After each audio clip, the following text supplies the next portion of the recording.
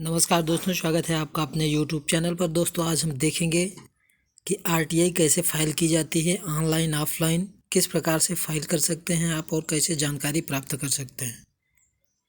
तो RTI के बारे में थोड़ा जानकारी लेते हैं दोस्तों। सूचना का अधिकार अधिनियम 2005 को RTI एक्ट भी कहा जाता है। RTI कब लागू हुआ था? सूचना का अधिकार जो है 2005 में।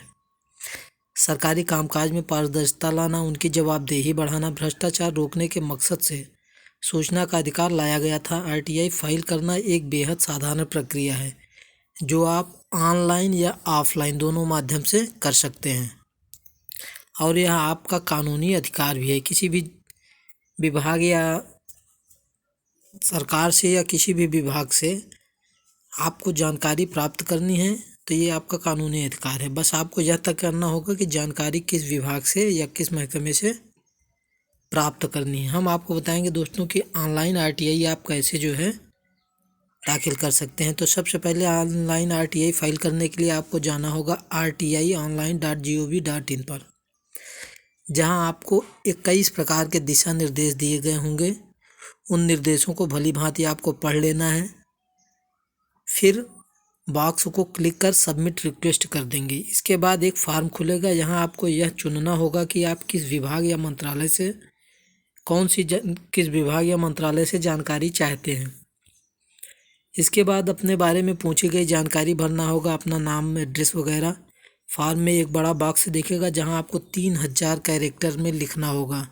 क्या लिखना होगा दोस्तों? आप क्या जानकारी चाहते हैं, क्या सवाल करना चाहते हैं, वो आपको उसमें लिखना होगा। आपका सवाल 3000 कैरेक्टर तक हो सकता है।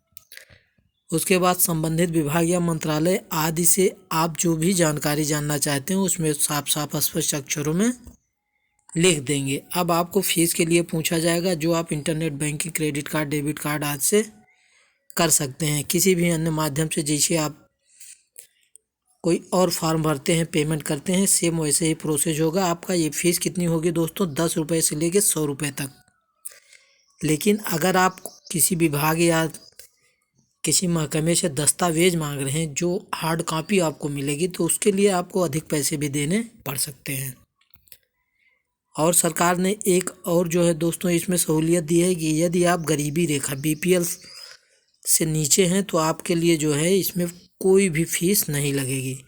इसके लिए आपको केवल अपने एक राशन कार्ड जो BPL कार्ड बनता है उसकी एक फ़ोटो कॉपी अपलोड करनी होगी और आपका निःशुल्क RTI जो है फाइल हो जाएगा।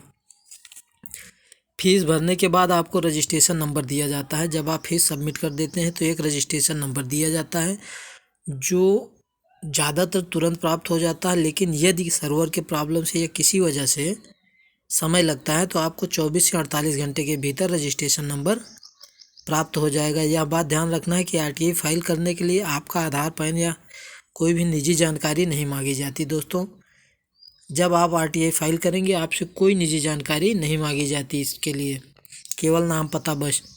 30 दिन के अंदर आपके द्वारा मांगी गई जानकारी विभाग द्वारा उपलब्ध करा दी जाती है। कितने दिन दोस्तों? 30 दिन। ये 30 दिन में नहीं उपलब्ध होती तब आप जो है इसी साइट पे rti.online.gov.in पर ही फर्स्ट अपील फॉर्म भरकर सबमिट कर देंगे और आपको जानकारी प्राप्त हो जाएगी। अब ऑनलाइन के बाद दोस्तों यदि आप ऑफलाइन RTI जमा करना चाहते हैं, कोई जानकारी किसी महकमे विभाग से प्राप्त करना चाहते हैं, तो उसके लिए आपको सबसे पहले ये पता करना होगा कि हमें किस विभाग, किस मंत्रालय से जानकारी चाहिए। उसके बाद आप एक सादा कागज़ लेंगे, उसमें अपने प्रश्न लिखेंगे और 10 रुपये का पोस्टल आर्डर या 10 रुपये की नोट, पोस्टल आर्डर ना उपलब्ध हो तो 10 रुपये की नोट लगा के अपने क्वेश्चन लिख के विभाग को संबोधित करते हुए और जो है लिफाफे के ऊपर उस विभाग का एड्रेस लिख के डाक द्वारा रजिस्ट्री कर देंगे। उसके बाद 30 दिन के अंदर आप द्वारा मांगी गई जानकारी ऑफलाइन माध्यम से आपको प्राप्त हो जाएगी। तो दोस्तों ये थी RTI के बारे में जानकारी। ऑनलाइन और ऑफलाइन आप RTI कैसे कर सकते हैं। किसी भी विभाग, महकमे से जानकारी प्राप्त करना हमारा कानूनी अधिकार है और हमें यह जानना चाहिए। आप अधिवक्ता हैं या नहीं हैं, लेकिन ये आपका अधिकार है। ये प्रत्येक आम नागरिक को जानना चाहिए और इसके लिए आप ऑनलाइन ऑफलाइन दोनों माध्यम का प्रयोग कर सकते हैं।